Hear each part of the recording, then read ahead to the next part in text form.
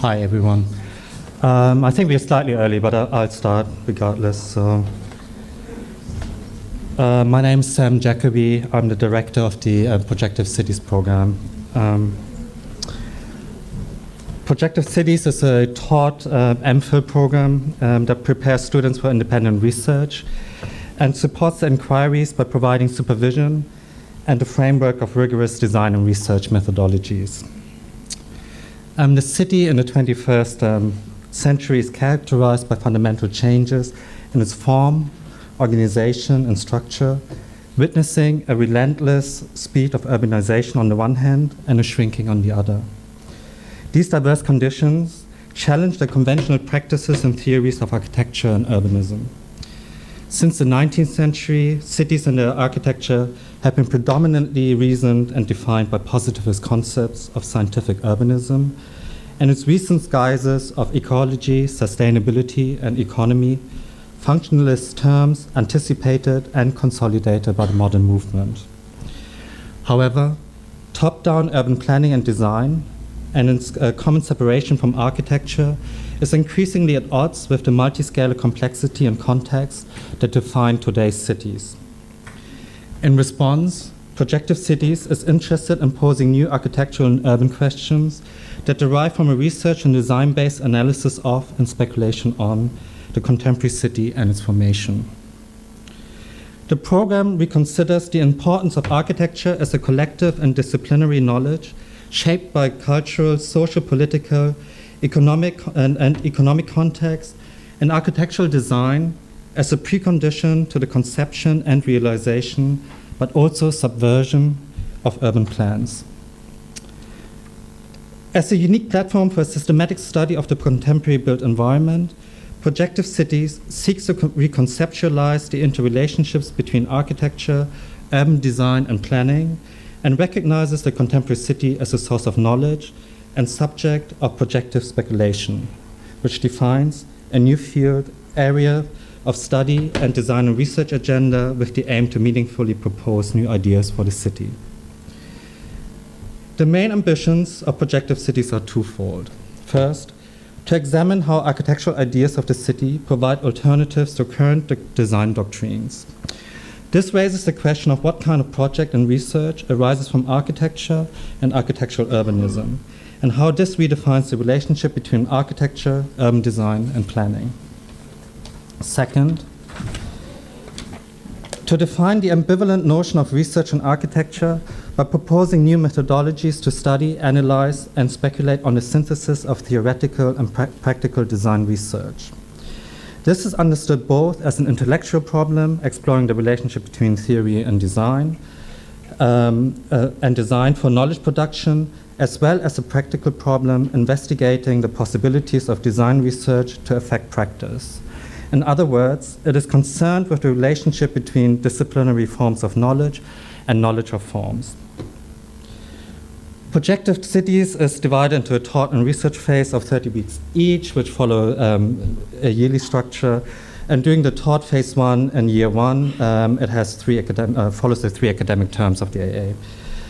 The program is structured by design studios and seminar courses with connected academic writing workshops, which prepare students for the formulation of a research topic and dissertation proposal during the Thesis studio in term 3.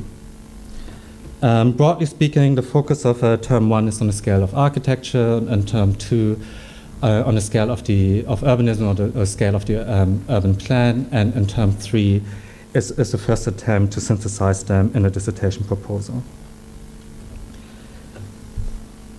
The concern of Studio 1, the analysis of architecture, is the descriptive and critical analysis of architectural elements that are formative to the contemporary city, and studies the organization and structural diagrams. These can be considered fundamental types, which are neither fixed models nor repeatable prototypes, but rather specific material and sociocultural products embodying a particular diagram of the city. As a research project spanning over several years, the program will examine the architecture of education and knowledge.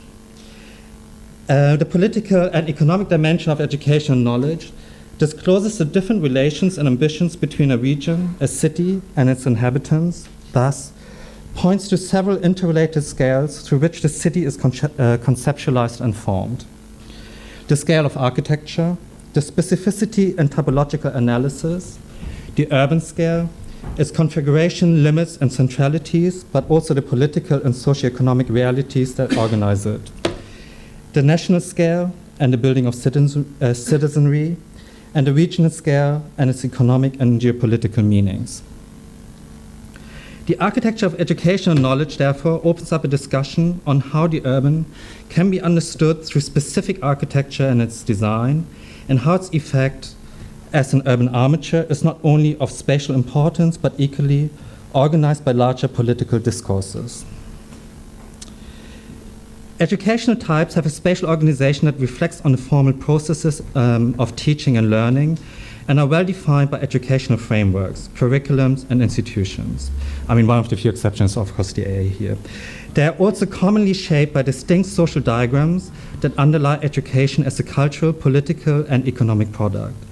Whereas education is based on formal instruction and defined by educational institutions, knowledge, although closely linked to education, as such, does not depend on its institutionalization and is largely informal, or at least conceived to be informal. The range of buildings falling within the architecture of educational knowledge, on the one hand, is characterized by iconic structures, usually built by star architects, and on the other by generic buildings.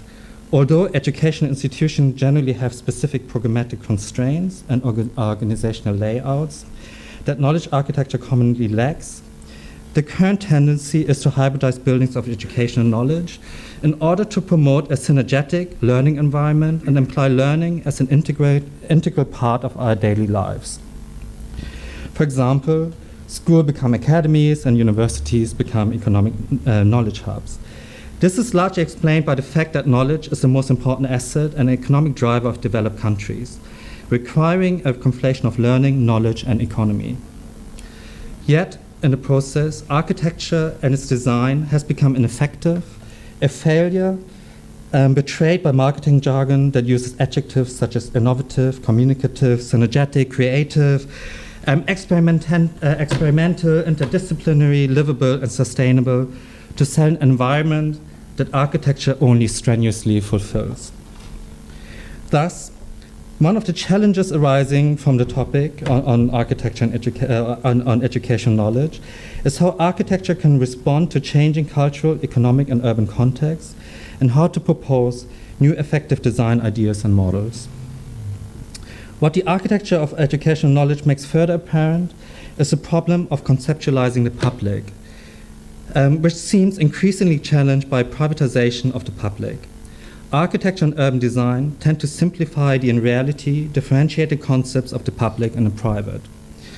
Public spaces are stereotyped and seen exemplified by lost historical models that ought to be revived, with the Greek agora, old city centers and street life or markets especially popular, or are understood in terms of a unified and equal public sphere in which private people come together for the common good perpetuated by the myth of the Greek polis. Yet historically, public spaces were often never unified, and the difference between public and private are not as evident as one would like to believe. Public spaces have a long history of private ownership and serving a limited constituency. In England, the Crown has legally owned all land, and the common land that gives rights of use to commoners belong to the lord of a manor. Similarly, Bedford Square in London, an exemplary Georgian urban set piece, was originally a private gated community, and its gardens are still today closed to the public. The private ownership of public land is not novel, but the perception of an increasing privatization of the public implies a fundamental shift in context and definition of what space is, or public space is, or ought to be. While the debate on and clarification of public spaces is essential to any discourses on a city, a more rigorous and nuanced definition that takes into consideration the increasing private ownership and limited constituencies that public spaces serve is necessary.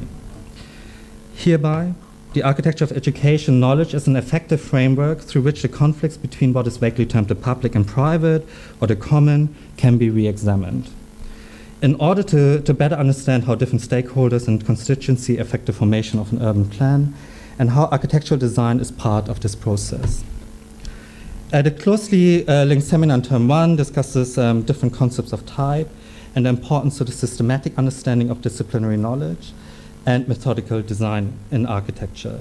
It examines how the modern reasoning of form emerges from or is reliant on concepts of type and typology, which establish architectural histories and theories as a discursive field of knowledge and provide a collective framework for architectural speculation. Type connotes a conceptual thinking that anticipates and precedes problems of architectural formations and negotiates the possibilities of the generic, the typical, and the specific that become articulated in design through the analysis of typology. The notion of type was introduced to the architectural discourse in the early 19th century by Quatremère de Quincy, who in his Encyclopédie méthodique architecture in 1825 proposed a critical distinction between an abstract concept of type as a sociocultural and intellectual convention and model as a precedence-based approach to design. Thus, Quatremère proposed a clearly hierarchical order between the typal reasoning of form and its typological translation into specific artifacts through comparative and compositional methods. However, it was the model as derived from genre and a didactic design method defined by Durand's précis of the lectures on architecture that has shaped our understanding of typological and diagrammatic thinking. The basic assumption of Studio 2, right? I'm talking about next studio, and architectural urbanism is that typo or theory-driven and typological as a practice-driven reasoning provides the primary cross-disciplinary frameworks between architecture, urban design, and urban planning. The analysis of architecture in Studio 1 and the diagrammatic abstraction of common structural and organization diagrams of architectural types are therefore one of the prerequisites to an operative understanding of built form and their relationship to the city. The questions emerging from the architecture of education and knowledge and the privatization of the public constitute the typological and intellectual framework to study this relationship in term 2.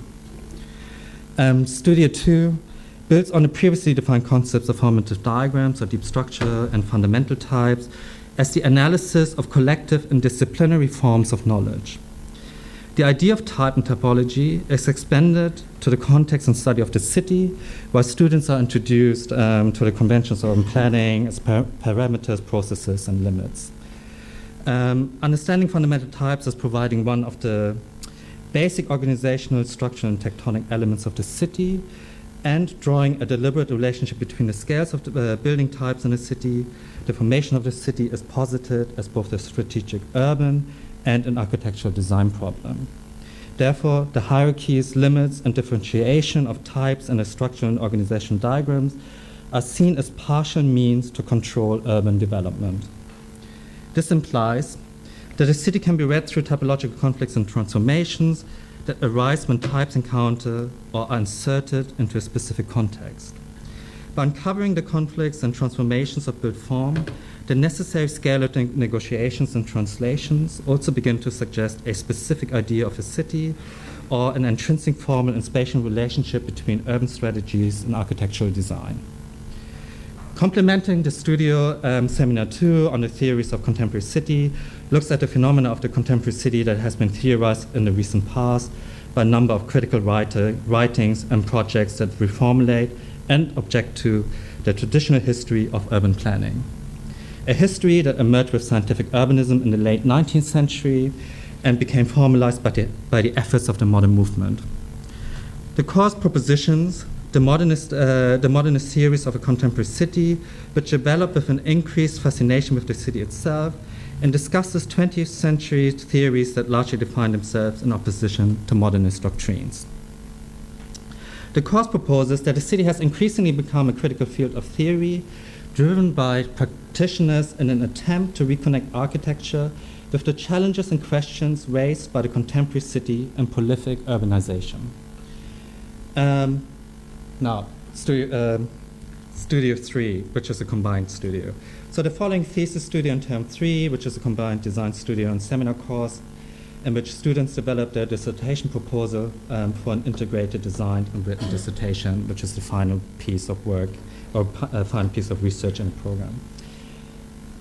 The premise of the program and the thesis studio is that critical and speculative projects on the city, whether practice and or theory oriented, manifest an underlying idea or diagrams of the city, and that these ideas can be considered as typal or typological diagrams defining a particular relationship between architecture and the city. Some of these ideas and different historical, theoretical, and epistemological perspectives of the city will be discussed in seminars, through critical projects of the recent past, exemplary proposals, representations, theories, and reflections of and on the city. The seminar examines how diverse readings of the city promulgate specific ideas and define aspects of the city that are formative and fundamental. Most of these readings share a medium specificity and or have a clear methodological approach through which a critical urban thesis is related to its processes of conceptualization and representation. Often speculative, unbuilt or unbuildable, critical urban projects remain in the realm of projection, but have an enduring effect on our disciplinary understanding and knowledge of the city. The ideas of the city in that sense are diagrammatic and open-ended in the possibilities, but consistent in the relations and construction. In the course of the thesis studio, students will identify the individual research interest within a theoretical and physical context. They will then develop their dissertation proposal and determine the sites and areas of research. Students are therefore asked to formulate a research problem with relevance to a larger disciplinary discourse and research questions that are, on the one hand, typologically specific and on the other, examine a distinct urban problem. Now, Phase 2, which is in the second year and the final research phase, is subdivided into 2 terms and constitutes the largest part of the program when students carry out their own research, whereas before it's actually a more taught format. To gain the MPhil degree, candidates have to make a distinct contribution to the knowledge of the field. They have to demonstrate proficiency and rigor in research, design methods and techniques, and an adequate knowledge of the subject context, literature, and precedents. This is demonstrated in the design and written dissertation, the final and most substantial piece of the work in the program. While students develop their dissertation under the close guidance of the supervisors, the dissertation is an independent piece of research. To conclude this introduction, the ambitions, speculations, and examinations of projective cities are framed by the following methodological and pedagogical propositions through which scholarly, basic, strategic, and applied research are brought together. First, that a contemporary city can be read as an architectural project and the city as a projection of the possibilities of architecture. Thus, that the urban plan and its cultural, social, political, historical, and economic context are defined by architectural design, which has to be understood as operative at different scales. This challenges the definition and limits of architecture. Second, that strategic research, what I would call a typal reasoning, and applied research, again, which I would call typological reasoning, make available alternative but complementary disciplinary frameworks to analyze and project the synthesis of the city and its architecture. Type and typology are not understood as solely formal codification or symbolization, as in its canonization by neo-rationalism, but foremost as a conceptual thinking and epistemological means through which reasoning obtains its critical and conjectural structure, rigor, and coherence, both generically and specifically. Thus, architecture and urban plans are as much a disciplinary, formal, and theoretical, as well as a collective socio-political and historical contemporary product, and any political ambition of architecture and urbanism can only be realized through critical spatial design, reasoning that considers real contexts. Third, that through this conceptual notion of type as means of strategic and applied research, the ideas, conventions, histories, and contemporary contexts influencing the transformation, expiry, and participation of architecture in the spatial and political formation of the city are disclosed and become analyzable. and that consequently, that typical diagram or idea, the collective, common, and significant ideas of the city, can be discovered, compared, or strategically proposed, whether in polemic, real, material, or speculative terms. Thus, that new architecture and urban research questions are discursive formations. Fourth, that design and research activities are inseparable in architecture and urbanism, and that consequently knowledge production, whether scholarly, basic, and strategic research, and formal production as applied research, are methodologically linked, making empirical, theoretical, experiential, historical, socio-political, and speculative inquiries complementary. Thus, that the theory and practice of architecture and urbanism is the possibility of a symbiotic inquiry that is driven by agency and not novelty, one that continuously questions its nature, means, and aims. Consequently, it is not a position for or against particular forms of historical and contemporary design processes, but a question of how advanced diagrammatic design reasoning can yield meaningful knowledge for the practice and discipline of architecture and urbanism, one in which